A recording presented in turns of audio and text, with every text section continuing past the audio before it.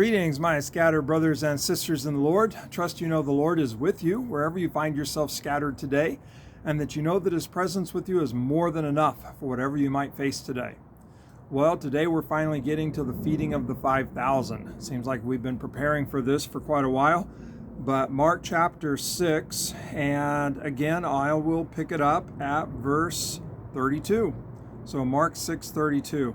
So they went away by themselves in a boat to a solitary place. But many who saw them leaving recognized them and ran on foot from all the towns and got there ahead of them.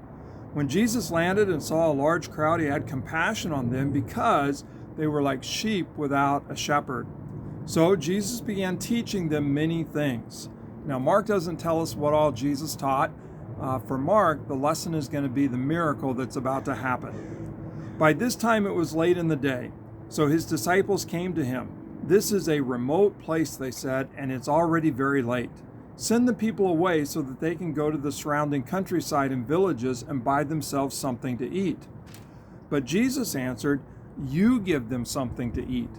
So that's lesson number one, that the disciples are supposed to feed the people. Rather than sending them away to find food someplace else, you give them something to eat. They said to Jesus, "That would take almost a year's wages. Are we to go and spend that much on bread and give it to them to eat? So it just seems too costly." "How many loaves do you have?" Jesus asked. "Go and see." When they found out, they said 5 and 2 fish. That's really interesting that Jesus doesn't talk about, how much it would cost and would it be worth it or not.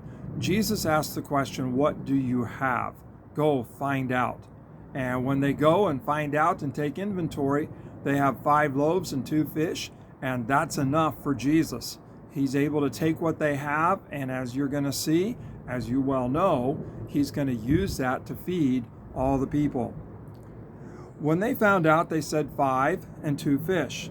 Then Jesus directed them to have all the people sit down in groups on the green grass. So they sat down in groups of hundreds and fifties. Taking the 5 loaves and the 2 fish and looking up to heaven, He gave thanks and broke the loaves. Then He gave them to His disciples to set before the people. He also divided the 2 fish among them all. They all ate and were satisfied. So that's really interesting to me that, Jesus asked the disciples what they have. They go, they find out, they report to Jesus 5 loaves and 2 fish. And then they give the 5 loaves and 2 fish to Jesus. Jesus takes that and He blesses it and He prays, and then He returns it to the disciples and has the disciples feed the people. It's just interesting how Jesus involves the disciples in this ministry. He doesn't bypass them. He doesn't eliminate them. He doesn't tell them to stand on the side and watch. He involves them in using the resources that they have, the 5 loaves and the 2 fish. They surrender that to Jesus, and then Jesus gives thanks and gives it back to them, and it's more than enough for the crowd.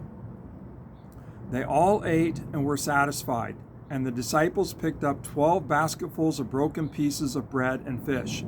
The number of the men who had eaten was 5,000. And so they all ate and they were all satisfied. And they had 12 basketful of leftovers, and just amazing, 5,000 from 5 loaves and 2 fish. Yeah, a miracle. Now, there's one big lesson that we need to look at here, though. We can talk about the smaller lessons, Jesus making use of the disciples, Jesus multiplying what they had, the compassion, all of these things. But do you remember how Jesus saw the people? They were like sheep without a shepherd. And then did you notice Mark's detail about how Jesus had the people sit down and organize themselves? And verse 39, Jesus directed them to have all the people sit down in groups on the green grass. Interesting that Mark would highlight that the grass was green.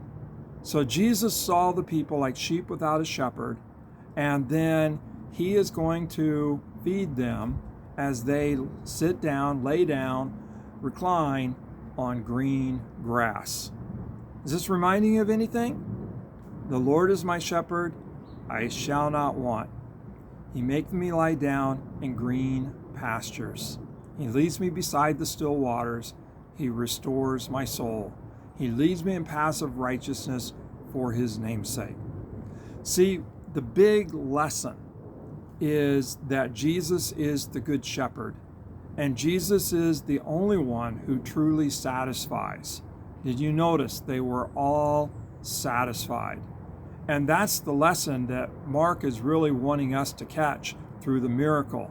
It's an amazing miracle, but what the miracle points to is who Jesus is, that he's the good shepherd, the one who truly satisfies. So why would we look anywhere else for satisfaction?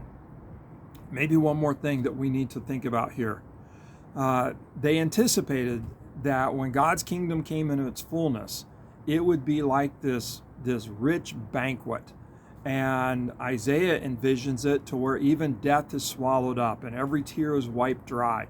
Just this incredible banquet that would satisfy and celebrate the coming of the Messiah at the end of the age.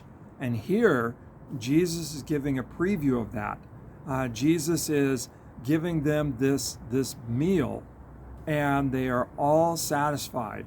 And it's anticipation of that banquet to come, and that Jesus will bring in all of its fullness when he comes in his glory. And so, again, wherever you find yourself scattered today, just realize Jesus is our good shepherd. Jesus is the one who truly satisfies, and he's the one we need to look to. He will lead us, and he will guide us right, and we will be satisfied like nothing else. And then he'll even use us in the process of helping others come to know who he is. You feed them. What do we have? We give it to Jesus, and he uses us to help others know his satisfaction. Well, God bless. Hope you had a very satisfying day.